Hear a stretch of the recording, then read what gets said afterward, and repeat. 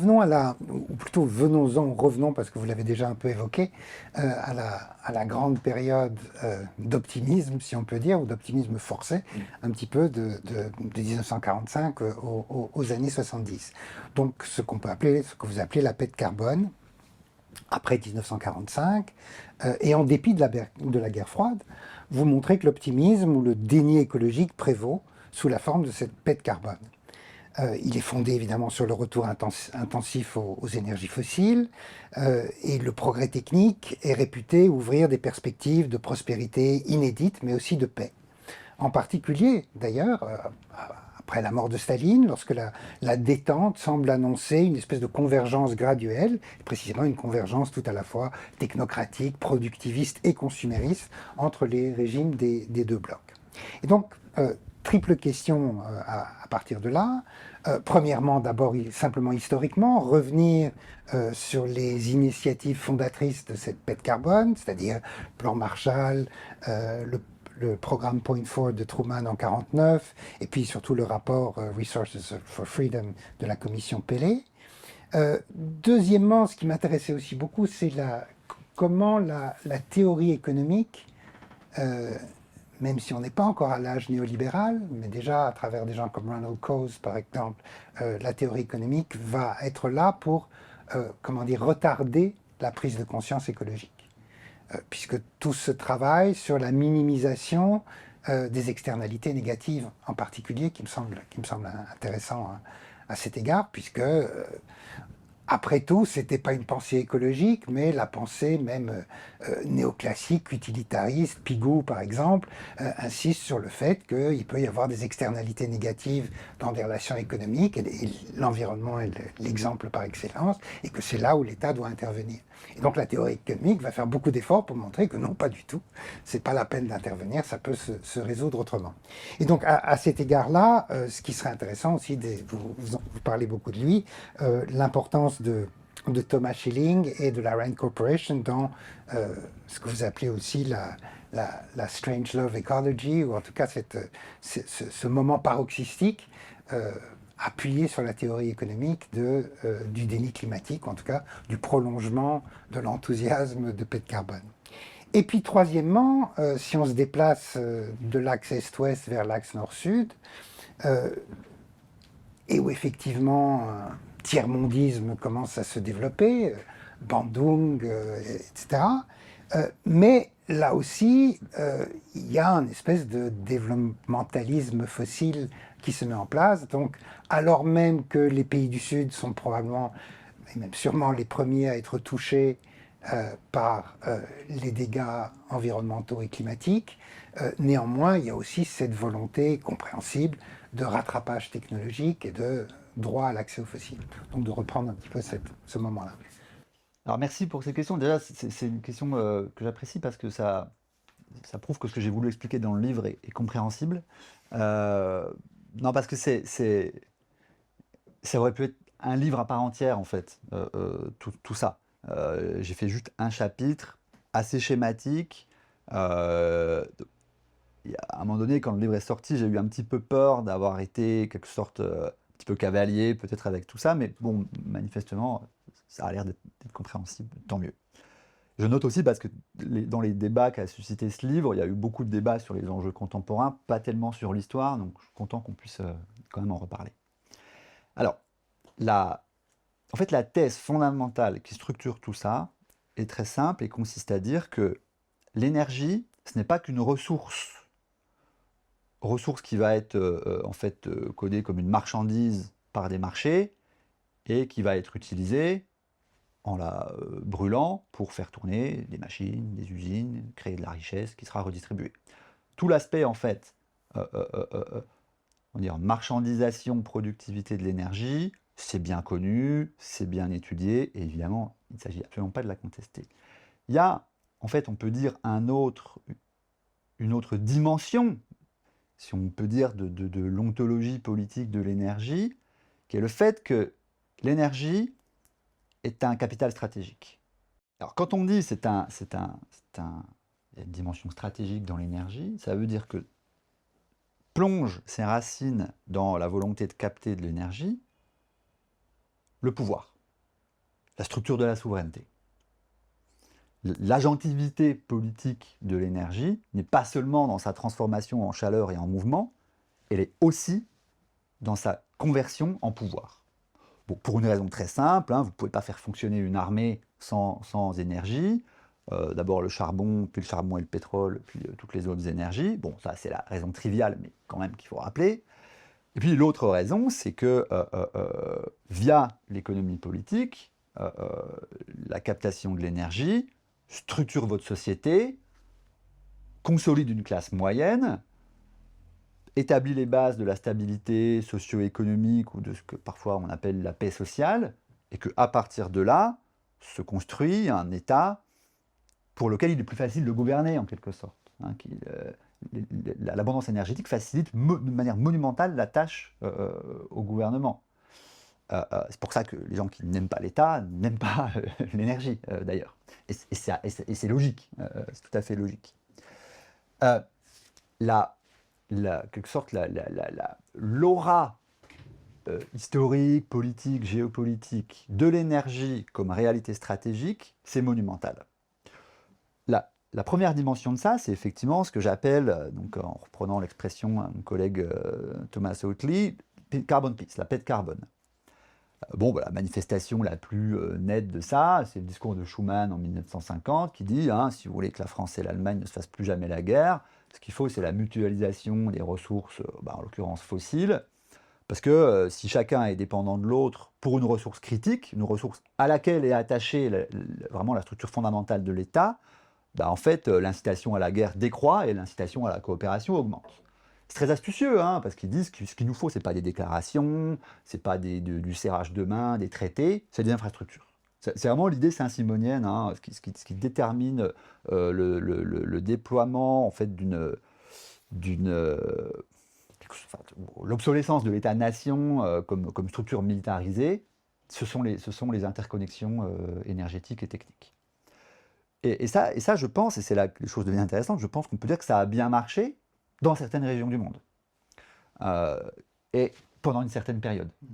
Ça a bien marché dans l'espace intra-européen, ça a bien marché pour ce qui concerne les relations entre les États, relations transatlantiques, disons. La reconnexion aussi du Japon après la fin de la guerre par les États-Unis via des terminaux charbonniers, pétroliers, c'est un élément fondamental de l'intégration économique, de la globalisation économique, de la division internationale du travail, du partage technologique. Donc tout ça, c'est plan Marshall, Point 4, etc., etc. Et bien sûr, derrière, il y a l'idée que il faut lutter contre l'idée selon laquelle les ressources seraient finies. Parce que si les ressources s'avèrent véritablement finies, alors on sait que la guerre va revenir un jour. Donc ça, c'est la commission Paley, hein, qui dit, en fait, les ressources sont infinies pour une raison toute simple, c'est que si jamais on en épuise une, on va demander aux ingénieurs de transformer n'importe quoi d'autre en ressources. Le cas type à l'époque, c'était évidemment le nucléaire. Hein. Avec quelques grammes d'uranium, on fait des mégawatts. Et puis, qui sait que un jour, peut-être que l'air lui-même sera une source d'énergie, etc. Ce qui est un petit peu le cas. Donc, il n'y a pas, on revient à la question des limites, il n'y a pas de limite donnée, il n'y a qu'une rencontre temporaire avec des limites, en raison de l'inachèvement du développement scientifique et technologique, l'inventivité humaine étant, elle, infinie, on est d'accord, ok, on est tous rationalistes, pas de problème de rencontre physique avec les limites. Donc c'est l'origine de la théorie de la substitution. Voilà, c'est l'origine de la théorie de la substitution qui joue vraiment un rôle, effectivement, ça a été bien montré par plein d'auteurs récents aussi, qui joue un rôle quand même pas négligeable, en fait, dans la légitimation de toutes ces stratégies géopolitiques, dans l'appareil d'État américain, européen, et disons dans les différents appareils d'État capitalistes, quoi. Donc ça, c'est fondamental, et c'est pour ça qu'il est... Ça a choqué pas mal de gens, et je comprends, c'est pour ça qu'il est quand même possible de dire que, pour le pire ou pour le meilleur, la paix de carbone a bel et bien existé. Vous regardez la courbe que font les historiens qui mesurent l'évolution dans l'histoire de la quantité d'énergie intégrée au cycle économique. Cette courbe croît de manière très très lente 19e, début 20e siècle, Et puis, elle croît de manière exponentielle à partir de la fin de la Seconde Guerre mondiale. C'est la grande accélération, hein, ce qu'on appelle la courbe hockeystick, en courbe de hockey. Pourquoi en 1945 et pas en 1936, en 1919, en 1886 ou je ne sais quand? Pour cette raison-là. Parce que c'est seulement à ce moment-là que l'intégration technologique, économique, idéologique aussi, entre des grands pôles de production et de consommation, alors c'est pas toute la planète, hein, c'est une certaine partie de la planète, cette interconnexion est réalisée pour des raisons qui sont essentiellement géopolitiques. Si on est optimiste, on va appeler ça la paix. Si on veut gratter un peu plus, on va appeler ça l'hégémonie américaine. Bah, il se trouve qu'en fait, c'est les deux. C'est le type de paix qu'a produit l'hégémonie américaine entre certains pays à une certaine période. Il m'est peut-être arrivé dans le livre de ne pas prendre suffisamment de précautions et de laisser penser au lecteur que je considérais la Pax Americana comme la paix tout court. Mais bien sûr que non, en principe, c'est quand même expliqué. D'ailleurs, la preuve, l'argument même du livre consiste à dire que cette paix est une paix non durable et qui fait tellement de perdants qu'évidemment, il y a un mouvement de l'histoire dont on parlera après. Alors, à partir de là, ce qui est intéressant, c'est de comprendre, et ça pour le coup, vraiment, je crois que ça n'avait jamais été fait, de comprendre comment la question climatique émerge dans ce contexte-là. Donc à la fois dans un contexte de prééminence épistémologique et idéologique de la théorie de la substitution infinie des ressources, et dans un contexte où il est entendu que l'utilisation, que le pétrole et le charbon, ce sont des ressources critiques. C'est à ça que tient la paix, en tout cas une certaine paix. Et effectivement, Thomas Schelling s'avère être le personnage clé de cette affaire. Et il y en a un autre après lui, beaucoup plus connu, mais un petit peu moins intéressant, c'est William Nordhaus, hein, le principal théoricien et modélisateur de l'économie mainstream du climat. Schelling est consulté par la technostructure américaine à toute fin des années 70, début des années 80. Donc Schelling s'était fait connaître avant, hein, comme théoricien de la dissuasion nucléaire, en gros, si on veut résumer. Le gouvernement américain vient le voir en lui disant... Quoi de formation, lui ? Il est économiste. Il est économiste. Il est économiste, d'ailleurs, il a eu le prix Nobel d'économie vers la fin de sa vie, j'oublie la date, mais au début des années 2000, je pense. C'est un économiste, mais au sens où c'est quelqu'un qui formalise les rapports coût-bénéfice. Que l'on soit dans l'espace vraiment de l'échange monétaire ou dans l'espace plus large de la théorie des jeux, en fait. Donc ça, c'est la théorie du conflit, hein, qui est écrit début des années 60. Donc le gouvernement vient le voir en lui disant cher ami, vous nous avez bien aidé dans les années 50 en nous donnant, avec d'autres, hein, les moyens logiques de faire face à l'escalade nucléaire. Vous nous avez permis de comprendre comment ne pas utiliser l'arme atomique tout en bénéficiant de ses effets positifs, bon, la dissuasion. Et là, on a un problème similaire qui est en train de se poser à nous, c'est-à-dire, on commence à comprendre que l'utilisation de charbon, de pétrole et de gaz provoque un risque existentiel, un peu comme une bombe atomique, hein, ça nous pète à la gueule, quoi. En tout cas, ça peut. Et en même temps, on a besoin de les utiliser. Parce que c'est le pivot de l'économie politique, le Fordisme. Puis c'est le pivot de l'ordre mondial qu'on vient de mettre en place et dont on aimerait bien pouvoir bénéficier encore un petit peu. Et Schelling a, j'allais dire le génie, c'est un peu comme avec Carl Schmitt, quoi. Parfois il faut savoir concéder à nos ennemis, en tout cas à des gens avec qui on n'a pas envie d'être d'accord, une certaine, disons au moins, élégance dans la pensée, et c'est carrément le cas de Thomas Schelling, qui dit, en fait, effectivement, c'est le même problème. Les bombes atomiques, si vous n'en avez pas assez, vous êtes vulnérable. Donc votre puissance décroît. Puis si vous en avez trop, vous êtes trop menaçant, vous risquez de déclencher le conflit atomique que précisément vous cherchez à utiliser. Donc ce qu'il faut, et ça il en donne une expression formelle, ça s'appelle la théorie du point d'équilibre, il faut en avoir juste assez pour ne pas être vulnérable, sans pour autant apparaître comme une menace. Point d'équilibre. On appelle ça parfois le point de Schelling. Parce que le gars était très fort, il était prof dans les grandes facs américaines, l'Institut... le Rand Institute, voilà. il était partout dans la structure étatique. Et en fait, il dit, le climat, c'est la même chose. Pas assez de fossiles, c'est un renoncement inacceptable pour l'économie. C'est toute la classe moyenne industrielle qui tient le pays à bout de bras, qui se casse la gueule, pas acceptable. En tout cas, en l'état actuel de la technologie, des connaissances, des sciences, du rapport aux ressources. Mais effectivement, c'est là que, par exemple, la lecture de Oresques, à mon avis, est pas correcte. C'est-à-dire qu'elle dit que c'est un climato-sceptique. Pas du tout. C'est le contraire d'un climato-sceptique, Schelling et Nordhaus. C'est le premier, enfin un des premiers à vraiment prendre au sérieux la menace climatique avant tous les activistes climatiques. Ça, quand même, il faut le rétablir. Mais par contre, donc, effectivement, ils disent trop de carbone, c'est un risque existentiel. Il le reconnaît. Bon, le problème d'abord, c'est que l'estimation vraiment physique, empirique du risque est pas bien calibrée.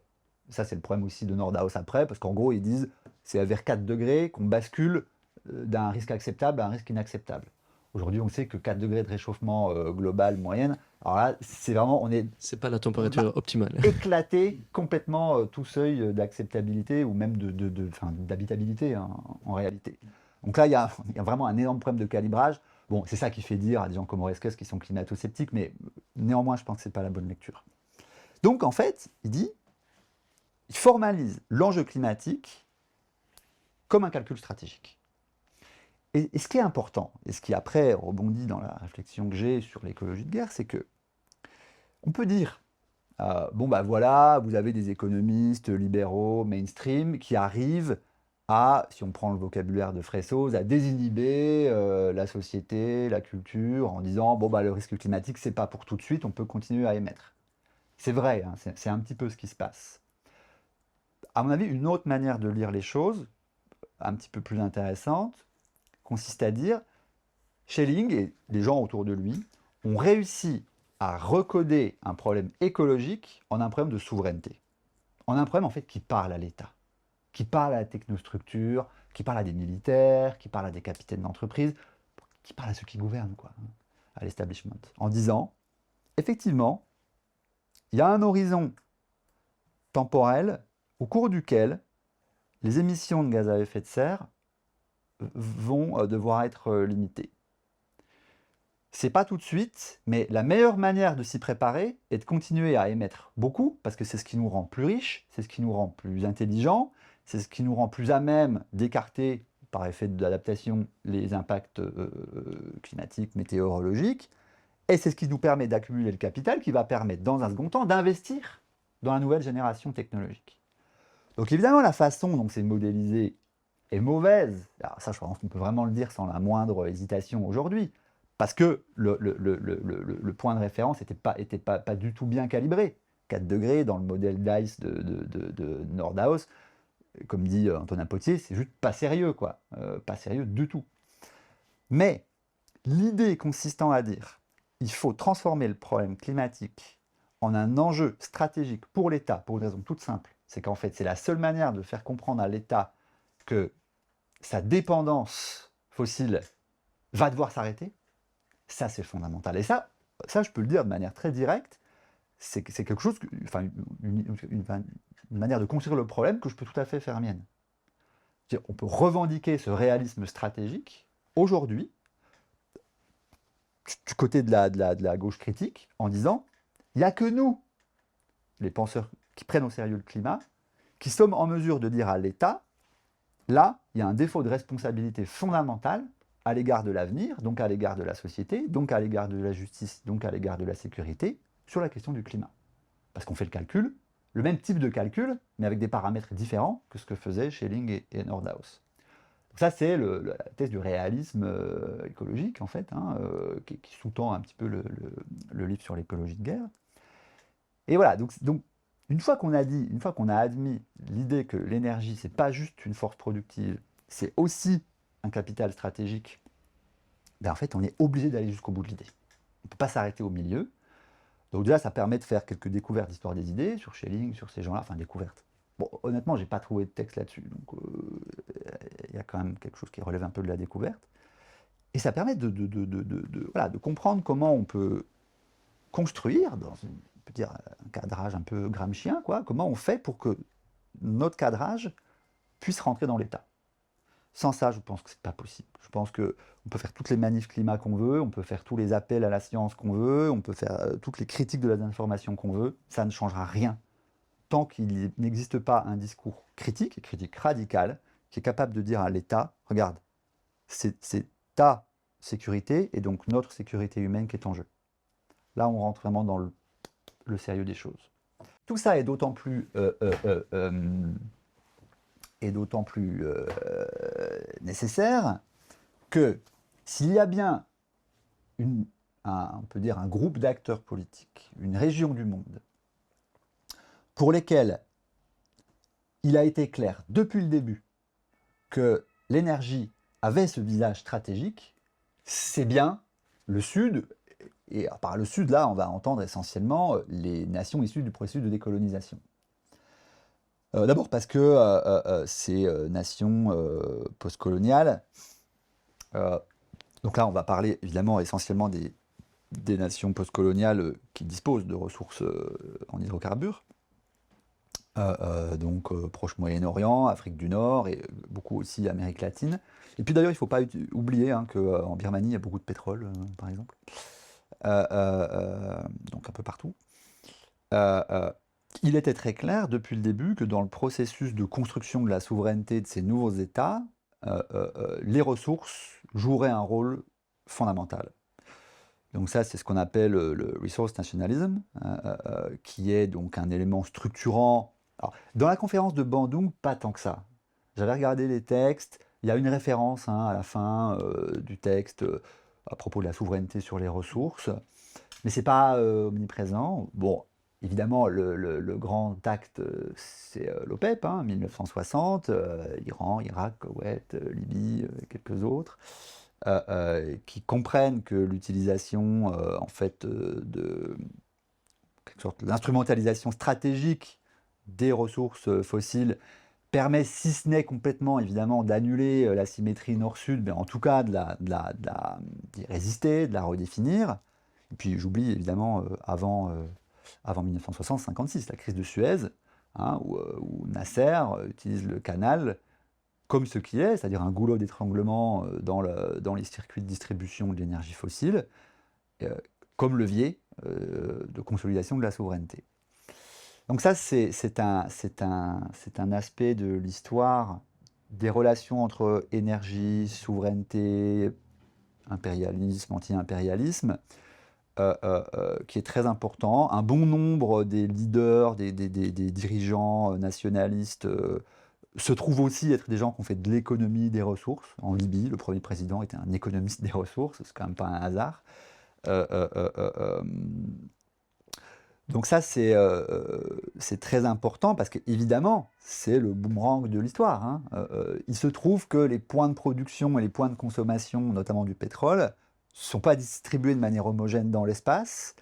Le cas de l'Europe est vraiment exemplaire à cet égard. Grand pôle d'industrialisation, notamment automobile, et en même temps quasiment pas de ressources pétrolières, si ce n'est tardivement, fin 70, début 80, en mer du Nord. C'est un peu une autre histoire. Donc dépendance énergétique massive, d'abord à l'égard donc États-Unis, Proche-Orient, puis on en reparlera, la Russie. Et donc il faut gérer cette dépendance. Et pour gérer cette dépendance, il faut créer ces relations de subordination, de clientèle, directement par le biais d'entreprises multinationales, indirectement par le biais de la supervision de ces points d'étranglement, des points d'étranglement dans les circuits de distribution. Et ça, c'est vraiment, c'est très important dans la construction de la souveraineté de ces différents pays.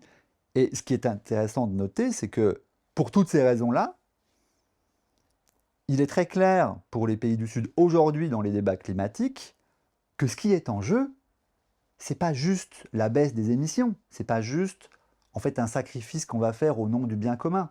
Aucun leader politique sensible à la question écologique en Inde, au Brésil, dans tous ces pays-là, ne cadrera jamais la question comme ça.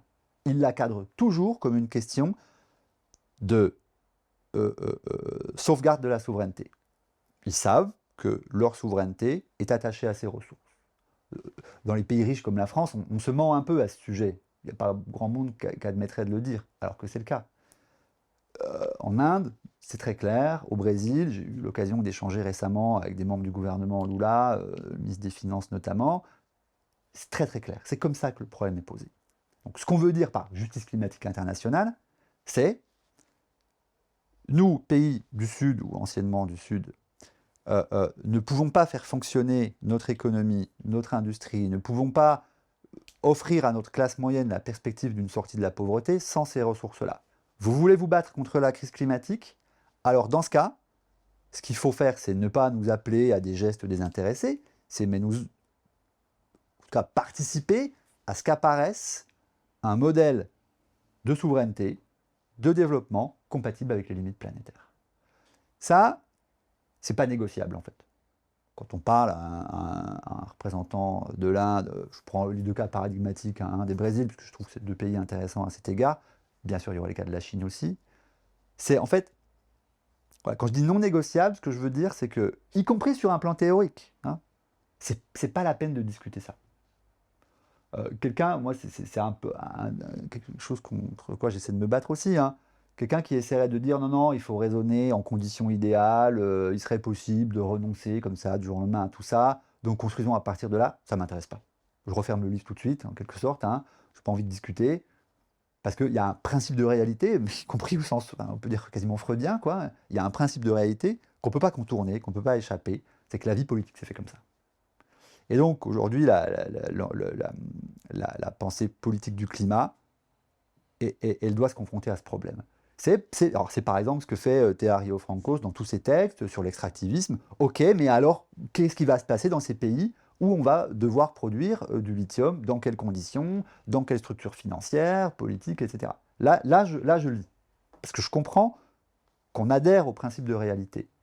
Si on est dans le déni, pour rester dans le lexique psychanalytique, et qu'on dit non, en fait, il suffit d'écouter la science, de faire de la convergence diplomatique, des petits pas, de trouver des accords consensuels, moi j'estime qu'en fait, on a raté la première marche du débat. Parce que l'énergie est une réalité stratégique, et c'est comme ça qu'elle a structuré la vie politique internationale, notamment après la Seconde Guerre mondiale, parce que c'est très profondément ancré dans la théorie économique mainstream, hein, on a parlé de Schelling et Nordhaus, et parce que c'est comme ça que le problème est vécu du côté des régions du monde pour lesquelles la dépendance fossile reste très profondément attachée à la souveraineté. Donc pour toutes ces raisons, enfin, je veux dire, toutes ces raisons-là, en fait, quelque sorte, imposent des limites, enfin, imposent une sorte de moule de réalité dans lequel la philosophie politique est obligée de s'ancrer. Sans quoi, qu'est-ce qu'elle fait? Elle fait des wish-lists en fait. Et c'est super de faire des wish-lists, on aimerait bien vivre autrement, comme ça, tous ensemble demain. Mais moi, ça ne m'intéresse pas tellement. Eh ben peut-être il est temps de revenir encore un tout petit peu en arrière, en tout cas par rapport à ces enjeux du néo-industrialisme écologique contemporain, y compris dans les pays du Nord et du Sud, pour en quelque sorte faire l'histoire de ce que tu appelles l'environnementalisme libéral et que tu périodises à peu près, on va dire, de la conférence de Stockholm en 1972 jusqu'au, on va dire, le point culminant des politiques climatiques internationales dans le cadre des COP, donc voilà, notamment l'accord de Paris.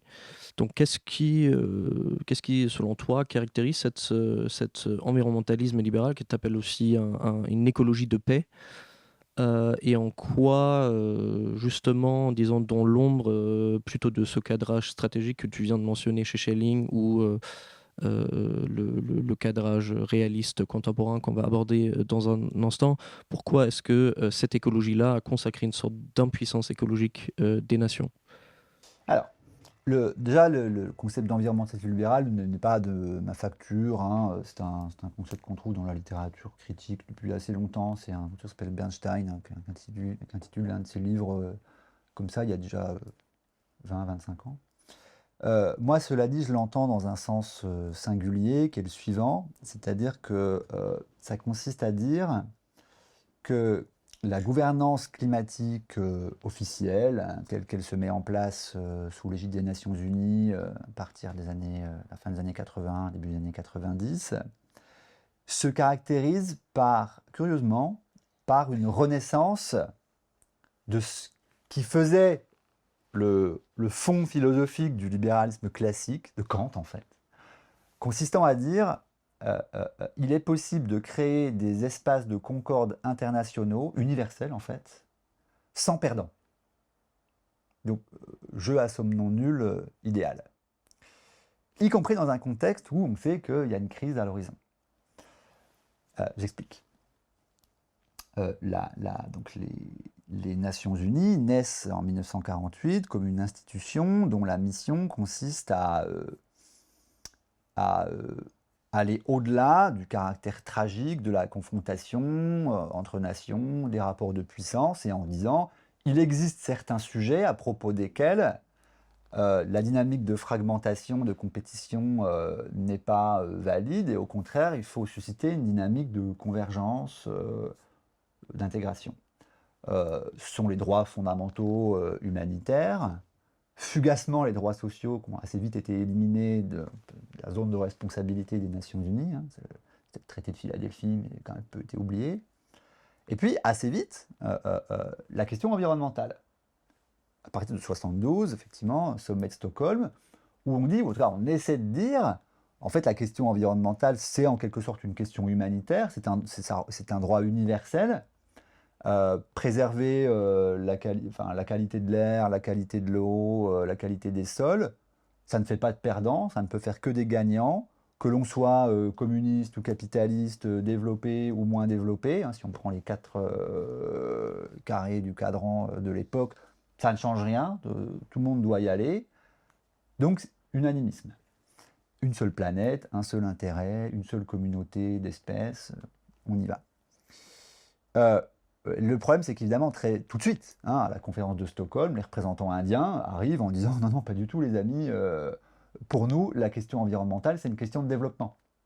Hein, vous y arrivez parce que d'abord, vous commencez déjà à délocaliser vos usines chez vous, parce qu'elles sont suffisamment productives pour imposer des réglementations environnementales qui préservent vos rivières, vos fleuves, vos forêts, l'air que vous respirez. Chez nous, c'est beaucoup plus compliqué. On utilise des ressources de moins bonne qualité, des convertisseurs de moins bonne qualité, etc. Et donc, le Sud dit non, non, en fait, les amis, le caractère universel, et donc libéral en ce sens-là, hein, en ce sens de quelque chose qui transcenderait des conflits d'intérêts, hein, ça ne marche pas du tout. Pour nous, l'environnementalisme, c'est pas du tout quelque chose qui transcende les conflits, c'est au contraire quelque chose qui les aggrave.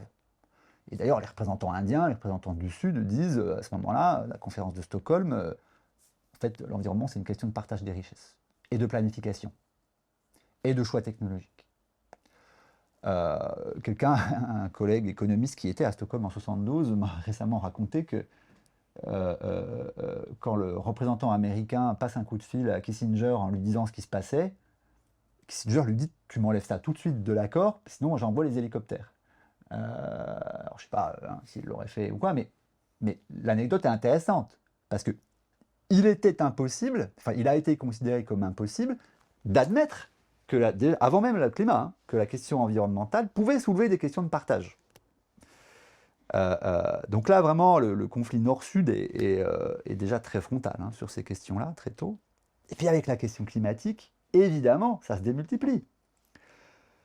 Dans les deux sens, c'est-à-dire donc création du consensus scientifique via IPCC, enfin GIEC, à quoi est adossé le processus de consensus diplomatique, protocole de Kyoto, les COP, jusqu'à l'accord de Paris.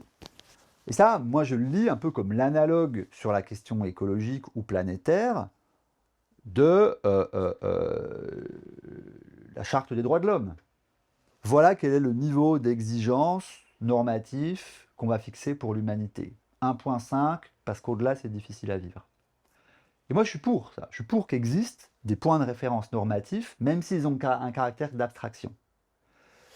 Je peux dire aussi que je suis favorable à l'idée que l'on quelque sorte, que l'on contourne temporairement les conflits politiques et géopolitiques que pourrait susciter le processus de décarbonation, simplement pour obtenir la signature de tous les pays, y compris la Russie, le Venezuela, l'Arabie Saoudite, en bas d'un document qui dit le climat c'est un impératif. Il va falloir le traiter. Alors, parce que les gens qui ont écrit l'accord de Paris ne sont pas des idiots. Ils le savent, ça. Ils le savent que pour faire de ce document un document universellement accepté, il y a un certain nombre de problèmes dont il faut ne pas parler, en quelque sorte.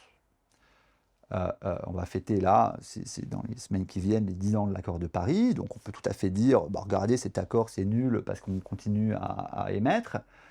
Et en fait, l'accord ne sert pas à émettre moins. L'accord sert à mettre autour de la table des acteurs souverains, et qui le restent, hein, c'est écrit dans le document, autour d'un impératif commun. Et donc, cet accord dessine, donc cet accord qui est vraiment purement de facture libérale au sens kantien, hein, on définit un idéal normatif, en fait, comme la paix, dessine en creux un autre programme.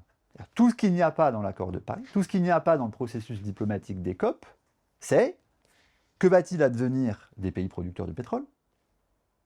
Est-ce que ça devienne des républiques échouées, enfin, ou des monarchies échouées?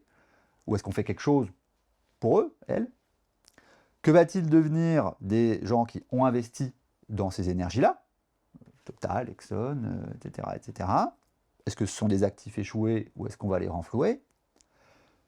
Et puis bien sûr, ça c'est la question de la coalition climat, que vont devenir les groupes sociaux qui sont directement ou indirectement liés, très liés aux fossiles. Les gens qui travaillent dans des usines qui fabriquent des automobiles, qui travaillent dans des mines, etc., etc. Ça c'est ce que dessine en creux la diplomatie climatique. Les diplomates, en tout cas les plus intelligents d'entre eux, savent que ça restait de côté, mais sauf que c'est évidemment la question qu'il faut se poser aujourd'hui. Et cette question-là, et c'est là qu'il y a une divergence quand même avec l'environnementalisme libéral, ce que dessine en creux la diplomatie climatique ne peut pas être traité, en tout cas moi je considère ça ne peut pas être traité par les cadres de l'utopisme kantien renouvelé dans sa forme environnementale, qu'on pourra aussi appeler environnementalisme libéral, consensualisme, universalisme, humanitarianisme, parce que, en fait, quand on rentre dans la question réelle, il y a des gagnants et des perdants.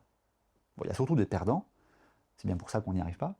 En tout cas, il y a de la différenciation, de la polarisation, du conflit. À l'échelle sociale, ça c'est la coalition climat, à l'échelle internationale, ça c'est l'écologie de guerre.